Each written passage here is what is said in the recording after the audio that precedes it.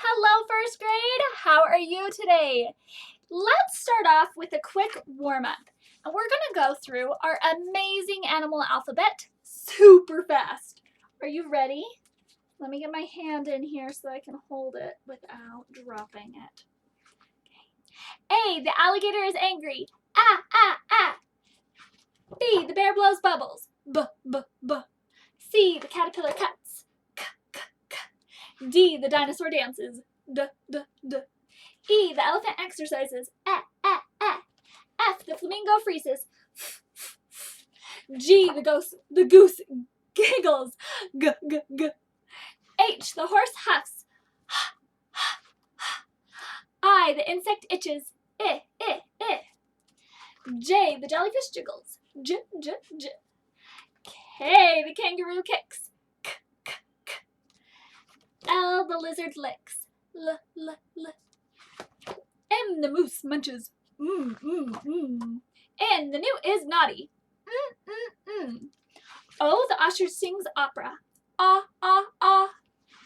P, the pelican pops popcorn. P, p, p. Q, the queen bee quilts. Qua, qua, qua. R, the rhino races. R, r, r. S, the snake slithers. S, s, s. T, the tiger taps his tooth. T, t, t.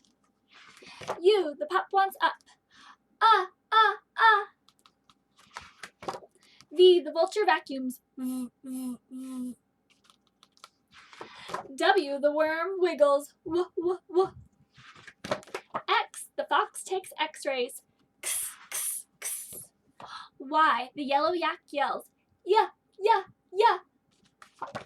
And Z, the zebra zips. Z, z, z. Good job! That was a great warm-up. Well, this week you have read some stories with the x sound, right? X ends with the sound, or X makes the sound x. And you can find that sound at the end of a lot of words like box, wax, fox, max. Hear how they end with the x sound? That is spelled with an X. We are going to work on some phonics today. You know there are 5 phonics rules, and last week, 2 weeks ago, we practiced short vowels with 1 guardian or 2 guardians. Now we're going to practice long vowels, and long vowels just say their name. So the long vowel sound for A is A. E is E. O is O. U is U. I is I. That's the long sound. They say their name. Well, today we will practice the number 3 rule and the number 4 rule. They are both pretty easy, so that's why we're doing 2 in one day. And I want to show you. Number 1 rule works for words like this. When I look at this word, I start here and go, not a vowel, there's my vowel, and then I go look, and there are no guardians.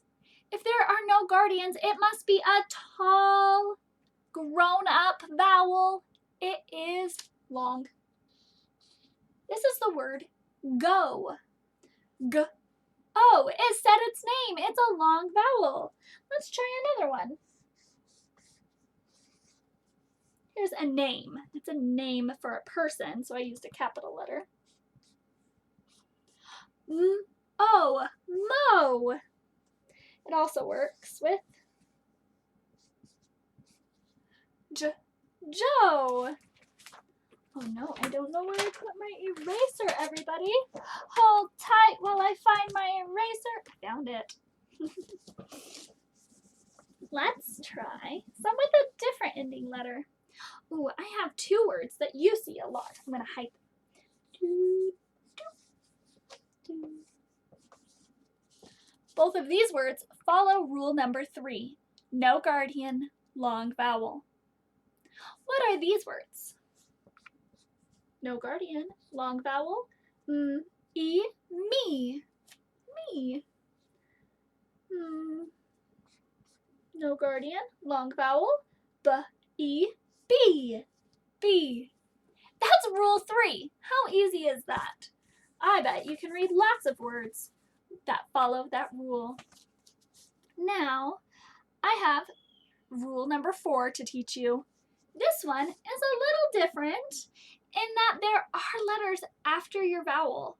There's also a special letter. That letter I've heard lots of our friends call the magic E. That's a good name for it. You can also call it bossy E because it's always telling people to say your name. I usually just call it silent E because that's what it is.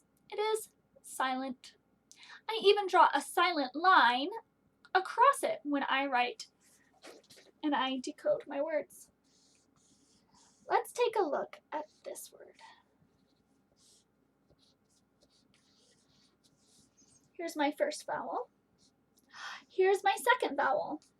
When I have 2 vowels in the same syllable or the same short word, I do not have any guardians.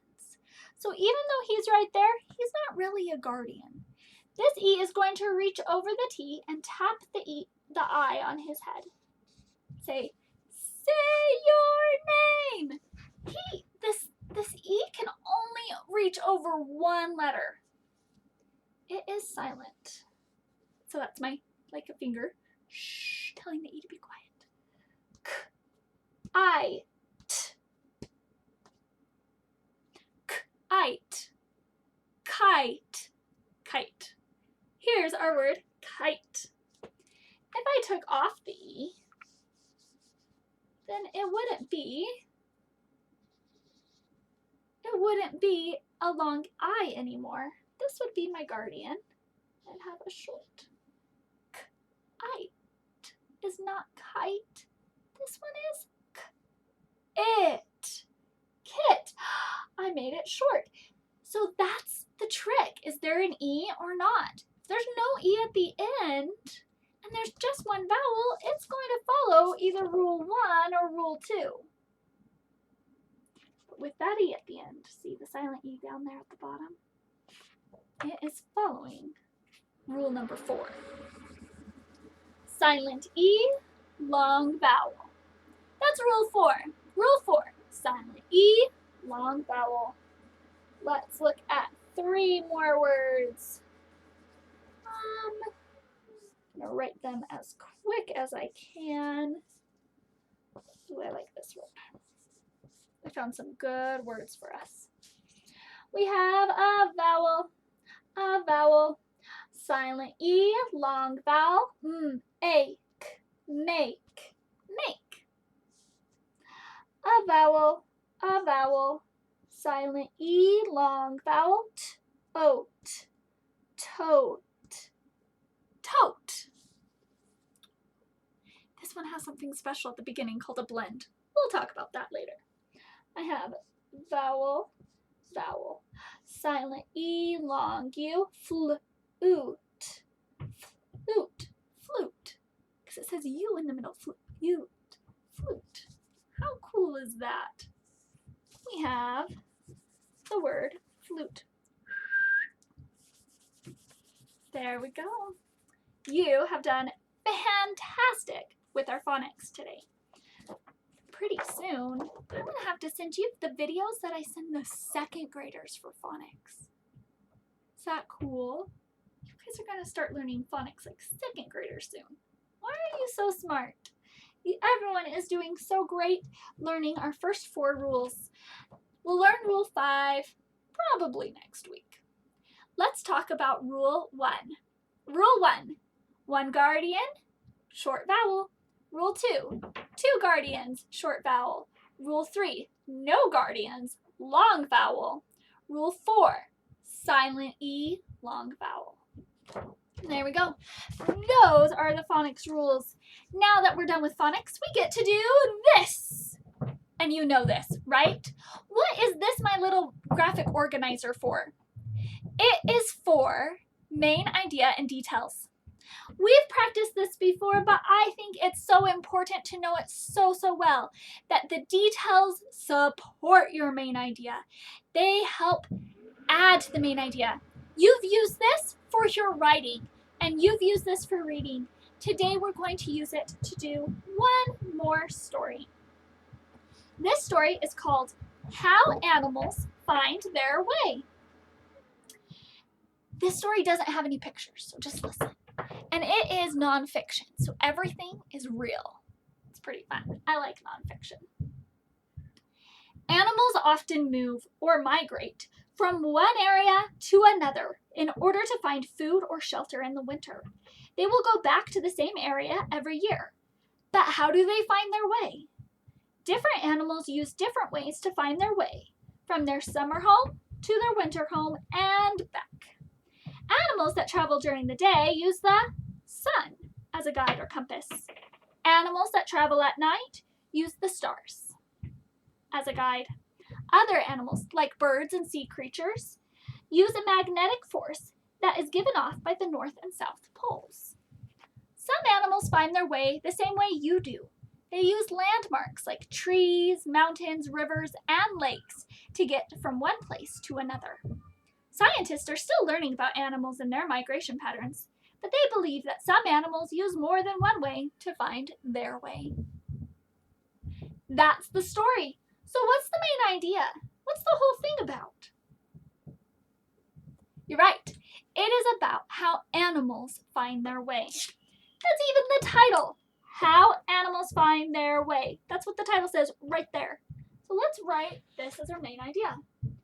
How animals find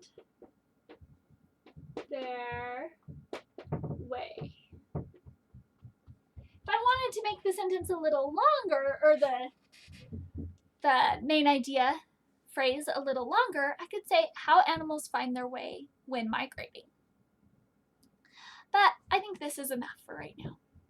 Today I'm going to use pictures to show my details, but you are big first graders and you are getting better and better at writing and sound spelling. So go ahead and do your best to write your own words when you fill these out. And you know what? Sometimes you don't even have to fill them out. You can just talk about them. You don't even have to fill them out every time. It's just good to talk about it. Okay, so here we have our ways, the animals, our details of how animals find their way. So that's going to be the different ways animals find their way. Can you remember any? It said that during the daytime, some animals use something that's big and bright as a compass. What was that? The sun. It also talked about how at night animals use something else to guide as their guide. What was that? Stars. I only have one box left, but I think there were about 2 or 3 more ideas of how animals can find their way. What's one that you can think of? There was one where it talked about how animals find their way the same way humans do, with landmarks. We look at things like mountains and trees and rivers, and we go, okay, so the mountain's there, so I know the river's going to be over there, and then when I get to that river, I'm going to keep going, and it's going to take me to my campsite.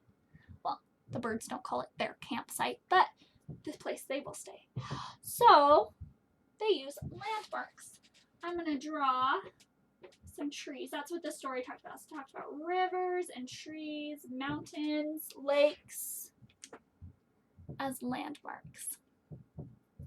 The story also said that some animals, like sea animals and birds, can use the magnetic pull of the North and South Pole to help guide them so they know which way to go. That's so cool. And said scientists are still learning about more ways that animals can find their way places. These are the details, and this is the main idea. As you read this week, please talk to your learning coach about the details and main idea in the stories you read.